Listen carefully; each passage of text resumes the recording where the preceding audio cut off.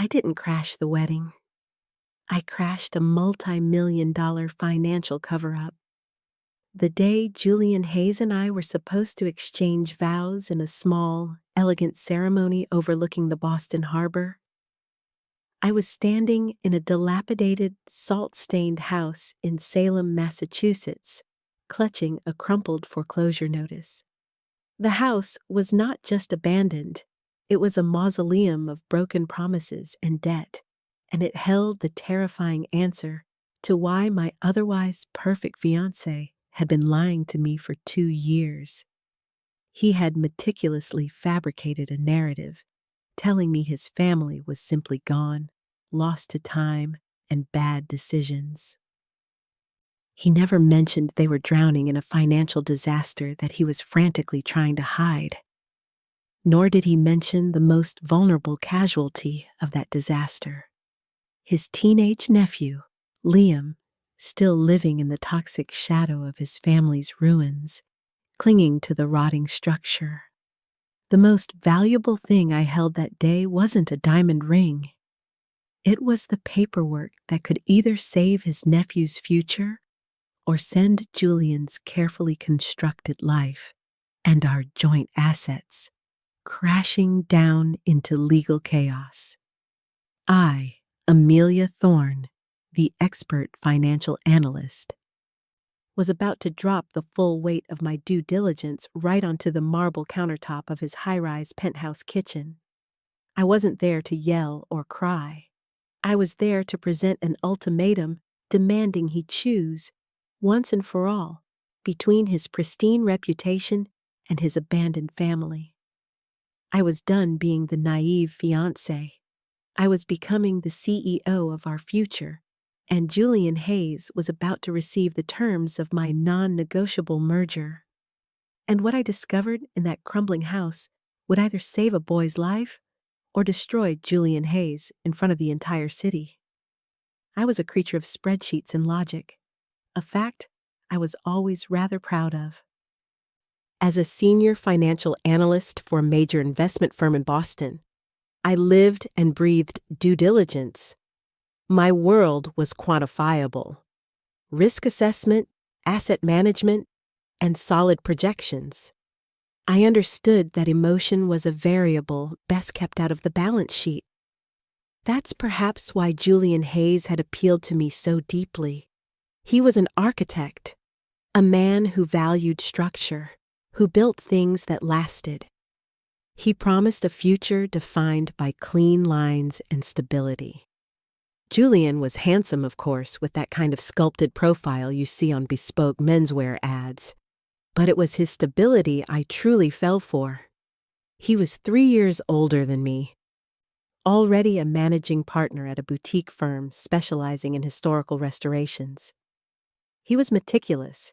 His clothes were custom-tailored, his condo spotless, and his financial portfolio was textbook. He never drank excessively. He never missed a gym session. He never even raised his voice. He was everything I had analyzed, approved, and integrated into my 5-year plan. He was, quite simply, the safest investment I had ever made. The first hint of a stress fracture in this concrete perfection appeared subtly, almost invisibly, when the topic of our wedding came up. My family, the Thornes, were loud, supportive, and inextricably linked to New England's old-school professional class. My parents were eager to meet Julian's folks, to plan the kind of respectable, upper-middle-class wedding that Boston society expected. "We need to set a date for a brunch with your parents, darling," my mother pressed one Sunday over coffee at our condo. "The guest list is getting complicated, and Patricia wants to know how many Hayeses to count for." Julian, mid-sip of his carefully sourced organic coffee, froze. I noticed the tiny tremor in his hand as he put the mug down, a brief, involuntary movement that was highly unusual for the man I knew. "Amelia, we've discussed this," he said, his voice measured, perhaps too measured. My family situation is complicated. They won't be attending the wedding. I tried to keep my tone light. But they have to be there, Julian, even if it's just your mother and father. It's the symbolic joining of two families. He stood up, walking to the panoramic window of our living room. They are not in the picture, Amelia. They haven't been for years. It's a closed chapter. I pushed gently. Are they estranged? Did something happen? I just want to understand the history of the man I'm marrying. He turned back, his blue eyes suddenly cold. The history is messy, Amelia. It's not something I wish to bring into our pristine future. They lived on the wrong side of debt and bad decisions. I escaped that. I don't talk about it because there's nothing left to say. They're effectively gone. The word gone hung in the air, heavy and final. It felt like a deliberate act of erasure. I looked at the man who shared my bed, my finances, and my future, and realized I knew nothing of his past. For the first time, I wondered if I was marrying a ghost. Over the next year, the wedding planning focused entirely on my side, a fact Julian seemed relieved by. He had 0 artifacts of his past. No childhood photos, no old friends. It was as if Julian Hayes was a custom-built product, rolling off the assembly line the moment he stepped into his prestigious architecture school. He controlled the narrative meticulously. When I mentioned eloping, he agreed instantly, too instantly. A courthouse ceremony, darling. It's about us, not the fanfare. We can use the extra funds to close on that summer cottage we wanted. It was a financially sound pitch, but it felt hollow. It felt like he was building a fortress around us, a barricade against an unseen enemy. My mother eventually insisted on a small, intimate ceremony at a historic Boston venue. Julian reluctantly conceded.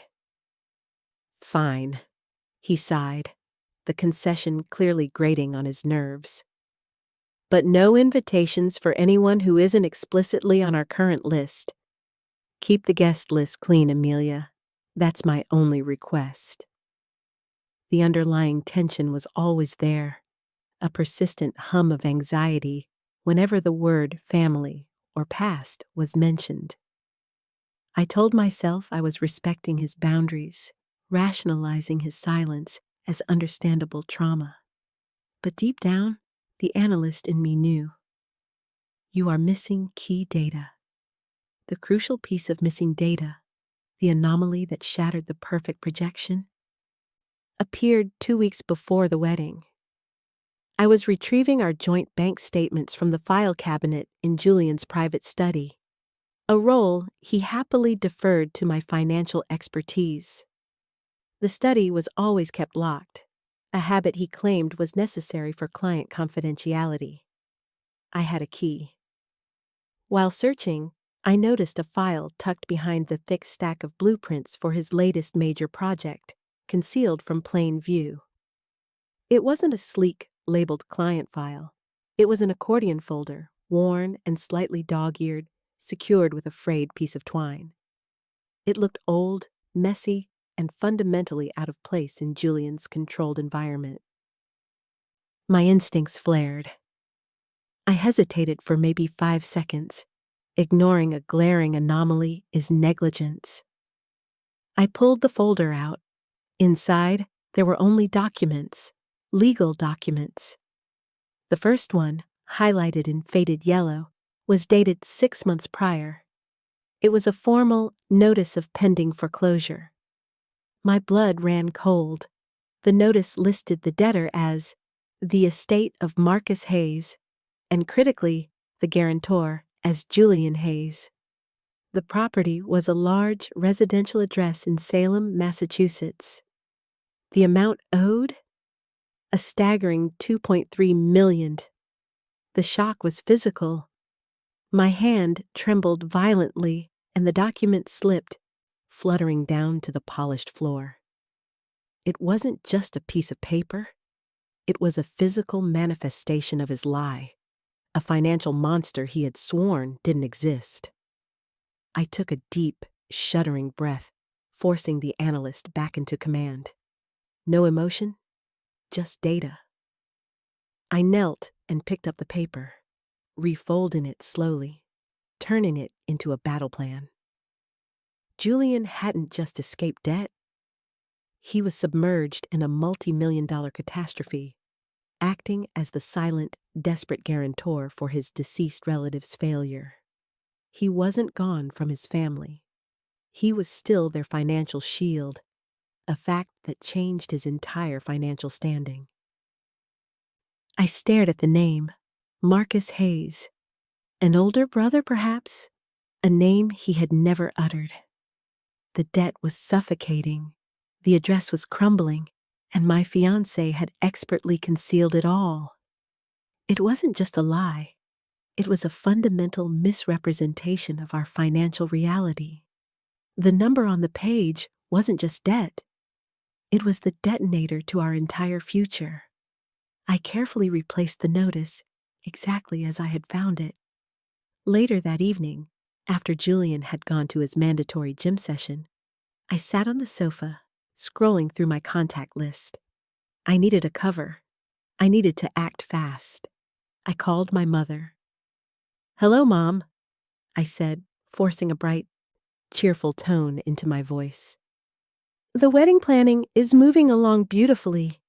Everything is so perfect." As I spoke the lie, my eyes were fixed on the kitchen counter, where I had placed a printout of the foreclosure notice, disguised beneath a stack of wedding magazines. The contrast was sickening. Perfect centerpieces, $2.3 million debt, beautiful silk dress, legal liability. I talked for 10 minutes about linens and catering, my throat tight, feeling a strange duality. The smiling fiancé on the phone, and the cold, calculating strategist planning her next move. The lie was necessary to buy me time. My research started immediately after I hung up. I used my private firm access to run a discreet background search on Marcus Hayes. The results: Julian's older brother, a reckless architect who had died suddenly. Julian was listed as the silent guarantor. The worst part came next. Buried deep in a probate filing, under the long list of assets and liabilities, was a third name. Liam Hayes, minor, age 14, son of Marcus Hayes. He had a nephew, a child, a young boy who, according to the documents, had been living at the now foreclosed 14 Crowhaven Lane. The betrayal shifted from financial deceit to something profound. Julian wasn't just hiding money trouble. He was actively denying the existence of a vulnerable, orphaned teenager. Liam was not a liability on a balance sheet. He was a human being in legal peril.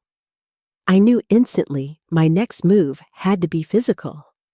I needed to see this liability with my own eyes. I needed to understand the environment Julian had so ruthlessly abandoned. I booked a rental car under an assumed name. I called my office and claimed a sudden, intense bout of flu.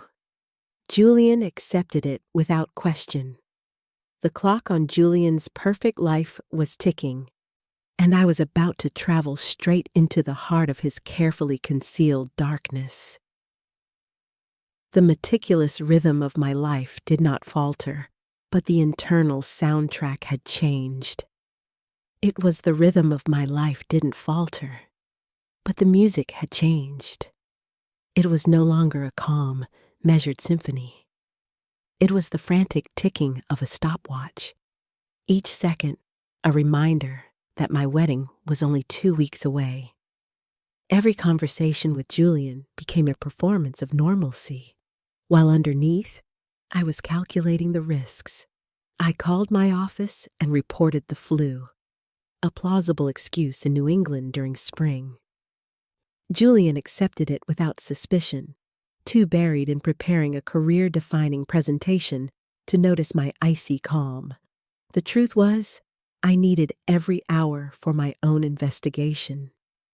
That night, while Julian slept, I sat in his study. The foreclosure notice I had photographed glowed on my phone. My training as a financial analyst took over. Panic was useless.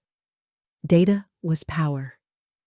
I typed the address into my firm's private access system, one that cut through firewalls and dug into probate filings faster than any public search. The results spilled out instantly. Marcus Hayes, AIA, Julian's older brother. A rising architect who had died in a single-car accident 2 years earlier. His death certificate was followed by a cascade of financial disasters, bank liens, lawsuits, a bankruptcy judgment. The number that seared into my vision? 2.3 million. Julian's name appeared again and again, not as a bystander, but as executor, guarantor, and silent partner. That money wasn't a ghost of Marcus's mistake. It was Julian's liability now, gnawing silently at his net worth. My fiancé, the man who insisted his past was gone, was living under a mountain of debt. I was about to close the file when another name stopped me cold. Liam Hayes, minor, age 14, son of Marcus Hayes. The betrayal shifted. It wasn't just financial deceit, it was human. Julian hadn't only hidden debt, he had hidden a child, his nephew, an orphaned teenager still listed at the foreclosed address. My throat tightened. Julian hadn't erased only his family's history. He had erased a boy. This wasn't a spreadsheet anomaly. This was a life. The next morning, I rented a generic sedan under an assumed name, an old college roommate's surname, and headed for Salem. The drive was less than an hour, but every mile felt like a descent into another reality. Salem in late spring was deceptively beautiful. Cobblestone streets, ship masts, preserved colonial houses. But 14 Crowhaven Lane was a scar in the landscape. A Grand Victorian once painted white, now stripped raw by salt air.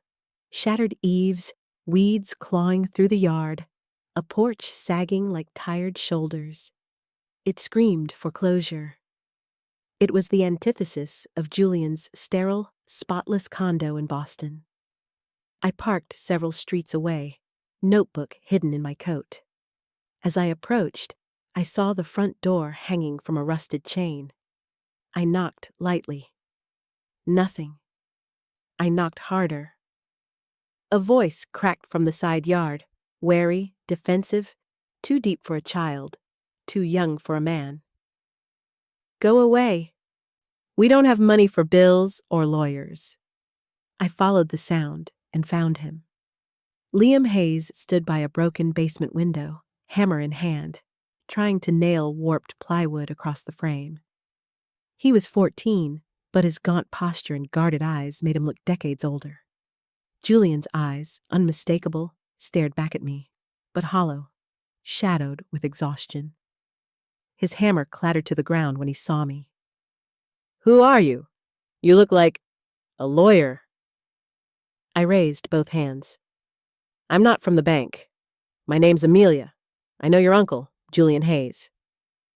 Recognition flickered, followed by bitterness. Uncle Jay? Yeah. The guy who drops off a check once in a while and calls it taking care of things. He hasn't been here in 6 months, so what do you really want? I hesitated, then spoke the truth. I'm his fiancé. We're supposed to get married in 2 weeks. Liam barked a laugh that was more wound than humor. Rich. He finally built his perfect life. Guess he burned the bridge clean. He sat on an overturned bucket, shoulders slumped. His sneakers were held together with duct tape. The boy was trying to patch a house while his own life was falling apart. I eased onto the cracked porch steps a few feet away, careful not to crowd him. I pulled a bottle of water and a protein bar from my bag and slid them across the ground. He eyed them, then me, before tearing the wrapper open. Hunger softened his suspicion. I lowered my voice. He told me his family was gone. He never mentioned you. The words unlocked something in him. His story spilled out flat, rehearsed by repetition. Dad was brilliant with buildings, terrible with money. Mortgaged everything on one last development. It collapsed. Debt crushed us. When he died, Grandma was already sick. Julian stepped in, on paper, paid off the noisiest creditors to keep the story quiet, called it protecting the Hayes legacy. But he never protected us. He left me to answer calls, sign letters, pretend I was 18 so collectors wouldn't smell blood. I clenched my fists against the stone step. Julian hadn't protected his nephew. He had weaponized his absence. "Why hasn't he taken you in?" I asked softly. Liam shrugged, too old for his age. Said it would complicate his life. Said I was baggage. His voice cracked. "I'm not baggage. I'm family." Julian hadn't just lied to me. He had abandoned his own blood. Before I left, I asked, "Do you have the latest bank documents? The ones you signed for?" He narrowed his eyes. "Why?" "Because I analyze things, and my analysis is always accurate. If there's a loophole, I'll find it." Something in my tone, cold, professional, convinced him. He disappeared inside and returned with a stack of foreclosure notices and legal letters. I spent 20 minutes photographing every page, every date. One detail pulsed like a warning light. The foreclosure was temporarily paused for 30 days, pending an environmental review on Marcus's failed project. To Julian, that might be bureaucratic noise. To me, it was leverage. I closed the file. "Don't tell anyone I was here, especially your uncle." Liam studied me, suspicion edged with hope. "You're really gonna help?" I met his gaze. "I don't know yet, but I promise you this, if there's a way, I'll find it." I left him with another protein bar, the hammer still lying where it had fallen. The drive back was a blur of numbers and fury. My briefcase now carried two things: the itinerary for my wedding and the evidence of Julian's greatest lie. When I walked into the condo, Julian was pacing on a call, stressed but immaculate, headset gleaming. He waved distractedly at me and mouthed, "Tough day." "Not as tough as the one you're about to have." I shut myself in the bathroom, locked the door, and spread the papers across the marble counter. My notes filled page after page, arrows and figures drawn with surgical precision. Marcus's project hadn't failed only from debt. It had failed because the engineering firm ignored prior violations. That negligence could form the basis of a lawsuit that would stall the foreclosure and maybe recover damages. But it would require Julian to go public. His spotless reputation would shatter. I stared at the mirror. This wasn't about saving a wedding. This was about a hostile takeover. Julian was about to learn what it meant to lie to a financial analyst. That night, I folded the documents back into my briefcase. The diamond ring on my finger felt heavy, false. My real weapon was the evidence I carried. Julian thought he was marrying a pragmatic woman who valued stability. What he was actually marrying was an analyst who had uncovered the weakest column in his empire and was ready to bring the whole facade down unless he did the one thing he had never done: tell the truth. The negotiation hadn't even begun. I didn't wait for Julian to finish his client call. I walked straight into his high-tech, soundproof study, closing the door and clicking the lock. The sudden appearance of his fiancé, standing tall with an unreadable expression, was enough to make him put the expensive Italian headset down. "Amelia, is everything all right? I'm almost finished here," he asked, his voice shifting instantly from corporate authority to slightly annoyed husband-to-be. "The wedding is off, Julian," I stated, my words landing like small, precise surgical strikes. "Until we resolve this. And Liam." I snapped open my briefcase, pulled out the high-resolution, printed copy of the foreclosure notice, and slammed it onto the sleek, polished desk. Julian's face went completely white. He stared at the paperwork, then back at me. The veneer cracked completely, revealing the fear underneath. "Amelia, where did you get that? This is private. You shouldn't have been in my files," he stammered, his pitch rising with panic. "It is private, Julian, but it is also a $2.3 million liability you concealed from your partner," I said, my voice maintaining its razor-sharp calm.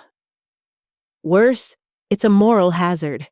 You are the uncle responsible for a 14-year-old boy named Liam whom you left alone in a dilapidated house in Salem. You weren't protecting me. You were protecting your reputation."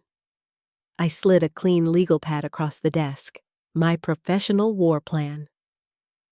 "Here is the deal. The wedding is on permanent hold. You immediately file for temporary legal guardianship of Liam. He leaves Salem this week and moves in here. And you sign an affidavit protecting my personal capital from your premarital liabilities." I leaned in, my voice dropping to a near whisper. "You have 10 seconds to choose your position, Julian. Guardianship and transparency, or dissolution and public exposure." He stood frozen, his eyes darting between the crushing financial notice and my uncompromising face. His silence was the final, agonizing admission of his defeat. He realized he was not only caught, but I had come prepared with a superior legal and financial counterplan. "I choose the guardianship," he whispered, his voice broken, "and the litigation. I choose you." Julian's private surrender was only the beginning. My true strategic countermove was designed to ensure he couldn't back out and couldn't spin the narrative internally. 2 days later, the board of Julian's architecture firm had convened an emergency, closed-door meeting to discuss the future of a crucial new city contract. Julian had assumed it was about standard due diligence. He was wrong. I had already contacted my family's formidable corporate attorney, Eleanor. I had given her the foreclosure notice, Liam's documents, and a briefing on Julian's initial decision. Eleanor, with my quiet consent, had ensured that the topic of contingent liability and reputational risk to a managing partner was discreetly added to the board's agenda. Julian walked into the mahogany-paneled boardroom, sharp and composed, trying to maintain his veneer. I was already there, seated at the long table next to Eleanor. Julian stopped dead in his tracks, his eyes locking onto mine, a look of sheer, cold terror flashing across his face.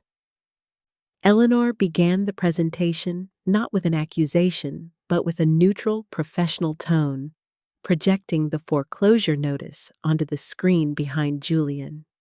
"Gentlemen, we need to assess the risk of a potential public scandal concerning managing partner Julian Hayes. This document indicates a secured liability of $2.3 million against the property of an estate he guarantees, currently under foreclosure." The room, filled with 10 powerful men in suits, fell silent. The only sound was the faint hum of the air conditioning and the shifting of expensive leather chairs. Julian was trapped, exposed under the cold, ruthless light of professional scrutiny. The board chairman, a man who built his legacy on prudence, adjusted his tie, his gaze burning into Julian. He read the notice aloud, his voice low. The property at 14 Crowhaven Lane, debtor, estate of Marcus Hayes, guaranteed by Julian Hayes. A low murmur rippled around the table. One board member leaned to his neighbor, whispering just loud enough to be heard. So this is the great Julian Hayes, the architect of stability, drowning in old family debt? Julian stood by the projector screen, his face a mask of sweat and shame. He tried to speak. I assure you, this is a private matter. An inherited family issue, entirely compartmentalized. But the words were thin, weak, and unconvincing. I remained utterly silent. I did not move. I did not speak. I simply stared at Julian, my expression a carefully calibrated mixture of disappointment and control. My eyes communicated the truth. You tried to hide this. Now, you must face it publicly, on my terms. Eleanor finished by detailing the financial maneuvers Julian had used to conceal the debt, concluding with the mention of the minor relative, Liam, whom Julian was only now beginning the legal process of guardianship for. She then presented the affidavit I required, protecting the firm from any commingling of assets with my own. Julian was handed a pen to sign a formal board acknowledgement of the risk and his commitment to separate his personal liability.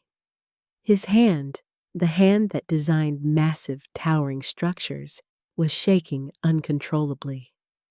He gripped the pen, pressed the tip to the paper, and then, in a final, visceral act of public surrender, the pen slipped from his fingers and clattered loudly onto the mahogany table. The sound echoed through the silent room, a punctuation mark on his humiliation. It was the moment his perfect life officially died, not with a bang, but with the clatter of a pen. He didn't look at me as he bent to retrieve it. He didn't have to. He knew I had won the negotiation, not just for myself, but for the soul of the man he needed to become. The game was over. The due diligence was complete. Now, the restructuring began. Julian's public surrender at the board meeting was the final hammer blow that shattered his facade. He left the office that afternoon not as the arrogant managing partner, but as a man who had lost everything but his conscience. I drove him home in my rental car. He sat in silence, looking out at the city he had nearly lost for the sake of reputation. I have to thank you, Amelia, he murmured, his voice heavy. You gave me the humiliation I deserved, and you did it in a way that left me no path backward. I gave you the accountability you needed, Julian, I corrected gently. Now, we get to work. The next few weeks were a relentless whirlwind of legal and emotional triage. I was the chief financial officer of the Hayes defense. I worked with our formidable attorney, Eleanor, to manage the complex estate litigation. I didn't need to describe the intricacies of the escrow account. I simply spent my nights hunched over Julian's messy financial files, drawing a red line through the old debt, sketching a new future with fresh numbers. Julian, for the first time, was completely transparent, handing over every password, every document, every liability. He no longer acted like my superior. He acted like my trusted co-pilot. The most critical project was Liam. Julian, initially shell-shocked, threw himself into the legal guardianship process. He was meticulous with the paperwork and prepared for the court-mandated home visits. He cleared out his immaculate guest bedroom, replacing the minimalist art with a new gaming setup and a proper study desk. He was creating a refuge, not a storage room. When Liam arrived, brought to Boston by a social worker, he was quiet, guarded, and suspicious. He spoke only to me at first, grateful but deeply wary of Julian. Their first few days were profoundly awkward. two men who looked strikingly alike, but were separated by years of distance and unresolved grief over Marcus. One evening, we were having dinner, a simple meal of takeout pizza in the sleek, silent dining room. Liam ate quickly, his eyes darting around the pristine apartment. "Uncle Jay?" he asked, setting down his crust, his voice small. "Is it okay if I call this place home?" Julian froze, the question clearly striking him deep. He looked at the perfect white walls, the lack of clutter, the silence he had so carefully curated, and he saw it through Liam's eyes as a beautiful but terrifying museum. "Liam," Julian said, his voice thick, "we are going to fight to keep you here. It is more your home than it is mine, because a home is defined by the people who need it, not the person who bought it. Yes, it's yours." It was a small, raw confession, a foundational brick in their new relationship. Slowly, awkwardness gave way to routine. Julian began to tutor Liam in basic architectural drawing. I helped him with advanced algebra. The condo, once a sterile magazine spread, now had the chaotic, warm imprint of a 14-year-old. Sneakers by the door, half-finished projects on the dining table, and the sound of video games echoing in the background. It was messy, but it was finally alive. My own personal exhaustion became apparent during this period. I was juggling my senior analyst role, the complex litigation, and the emotional demands of integrating a traumatized teenager into our lives. I rarely slept more than 5 hours.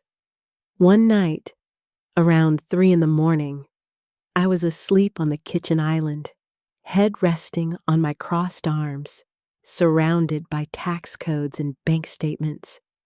The soft, gentle light of the street lamps filtered through the panoramic windows. I woke with a start, realizing I was covered by a heavy cashmere blanket, Julian's favorite. He was standing by the doorway of the study, watching me, his silhouette framed in the dark. "Go to bed, Amelia," he whispered. "You're running on fumes. I'll take over for a few hours." I shook my head, tired. "I can't. I need to finish this debt restructuring proposal before Eleanor's meeting." He walked over, not to argue, but to gently rub the tension from my neck. "No, you taught me the value of a solid foundation. You can't build it if you collapse." "Come on." He pulled me gently to my feet, guiding me toward the bedroom. That silent act of care, the blanket, spoke volumes. He wasn't just my fiancé anymore. He was a partner who saw my vulnerability and prioritized my well-being. He was demonstrating that he understood the true cost of the due diligence I was performing, and he was finally ready to carry the load with me. The first major victory came with the finalization of the legal guardianship. Liam officially became part of our family unit. The legal win was a powerful emotional turning point. Our relationship had shifted irrevocably. Julian no longer hid files. He insisted on reviewing my analysis before every legal meeting. He didn't just trust me. He respected my strength, the sharp, analytical precision I had used to save his family. One Friday evening, months after the initial confrontation, Julian proposed again. He presented a simple, heavy silver band, a token of enduring stability over fleeting perfection. "I chose that the night you threw the foreclosure notice on the counter," he said, holding my hand. "The perfect wedding can wait, but I'm ready for the real commitment now." We set a new date, a small ceremony at the courthouse, built on the solid ground we had fought to create. We had navigated the debt, rescued Liam, and exposed the lie. We thought the worst was over. But the debt wasn't finished with us yet. We thought we had closed the Marcus Hayes estate cleanly. But deep in the legal filings, a final cold shadow was emerging. A surprise creditor with a massive last-minute claim that threatened to pull our new foundation out from under us. The final challenge, the surprise creditor with a massive last-minute claim, was exactly the kind of test our new foundation needed. Julian wanted to panic. He wanted to go back to deflection and isolation. But I wouldn't let him. "This is not a catastrophe, Julian," I told him, looking him straight in the eye as I pointed to my debt analysis chart. "It's a variable, and we have anticipated variables. We used the negligence suit against the engineering firm, our strongest hand, to force a settlement that covers this final claim. It's the cost of closing the door on the past." Julian, finally freed from the need to protect his image, worked with me tirelessly. Together, we maneuvered through the final legal labyrinth. We leveraged Marcus's legacy and the firm's reputation, not to conceal, but to negotiate. We won. The house in Salem was eventually sold. The final debt mitigated, and Marcus's estate was closed. It was a financial wound, but one we had managed, proving that shared burden is stronger than solitary deception. 2 weeks later, we stood in the Boston Courthouse Registry office. I wore my cream-colored pencil skirt and jacket. Julian looked at me, no longer as a savior, but as his equal, his anchor. The vows we exchanged were short, precise, and entirely real. When the justice asked Julian if he took me as his wife, he didn't just say, "I do." He said, "I do, and I choose to build our life on the painful, beautiful truth Amelia forced me to face." When it was my turn, I didn't promise the fantasy of perfect love. I looked at Julian, then briefly at Liam, who was standing tall and watching us. I delivered my promise. I don't promise perfection. I promise truth, and the diligence to fight for it every single day.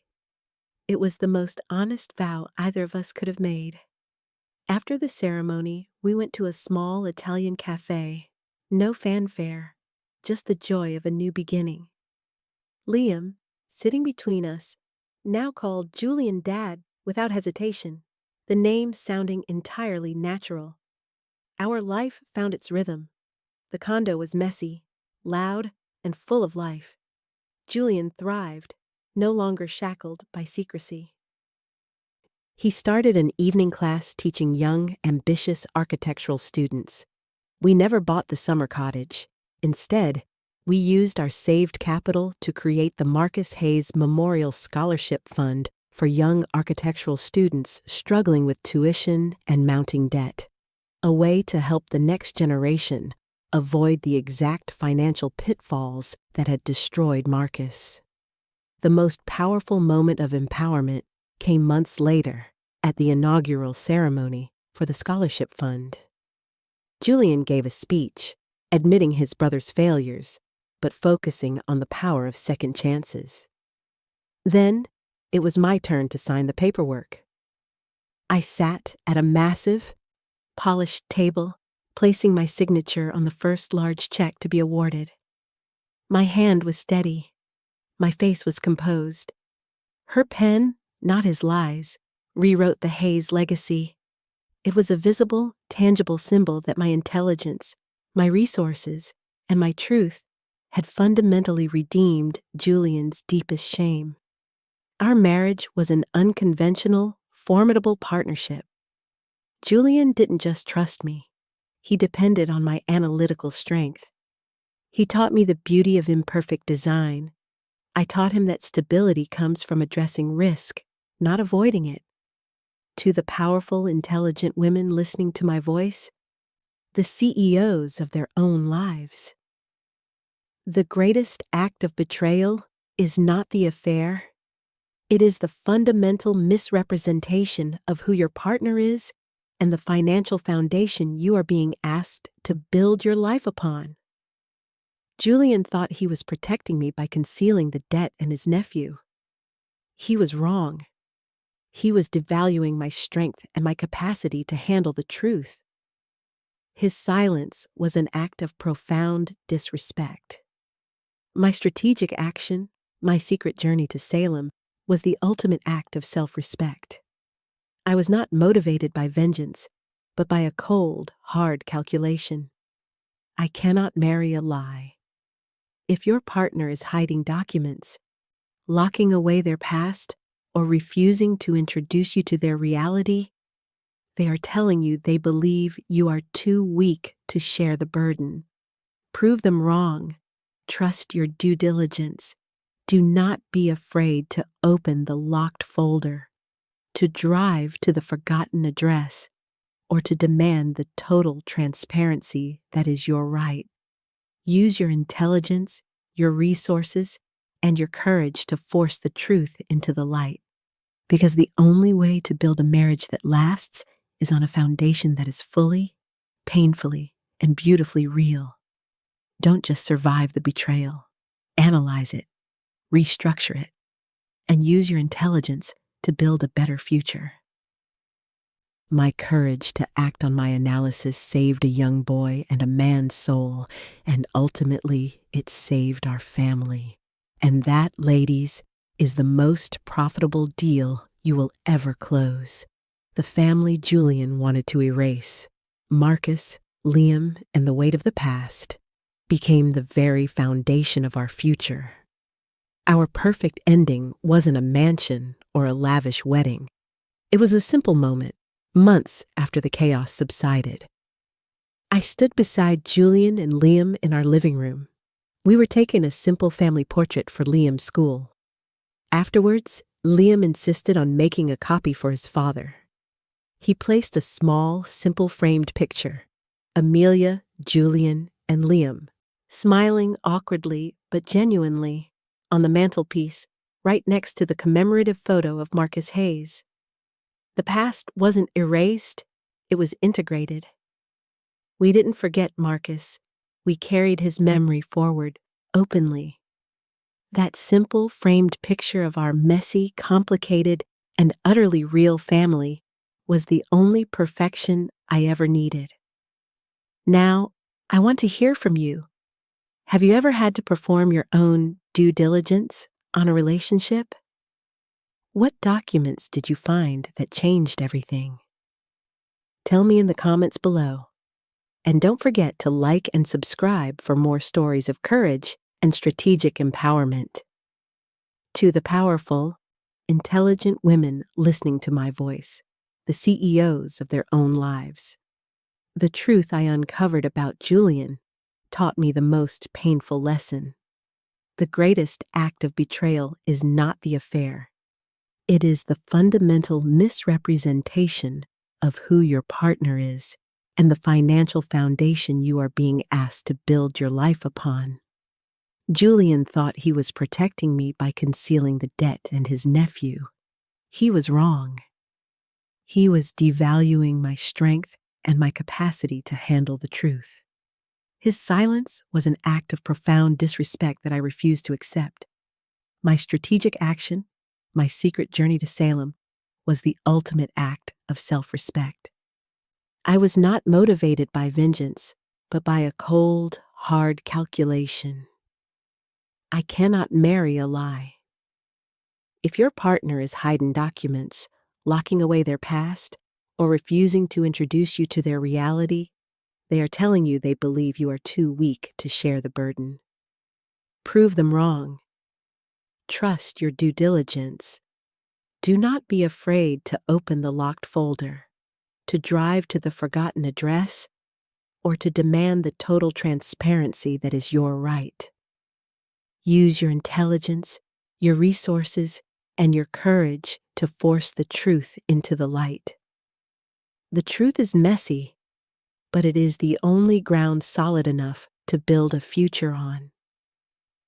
My courage to act on my analysis saved a young boy and a man's soul, and ultimately, it saved our family. The family Julian wanted to erase became the very foundation of our unconventional, fiercely real future. Now I want to hear from you. Have you ever opened a folder, a message, or a hidden account that changed your relationship forever?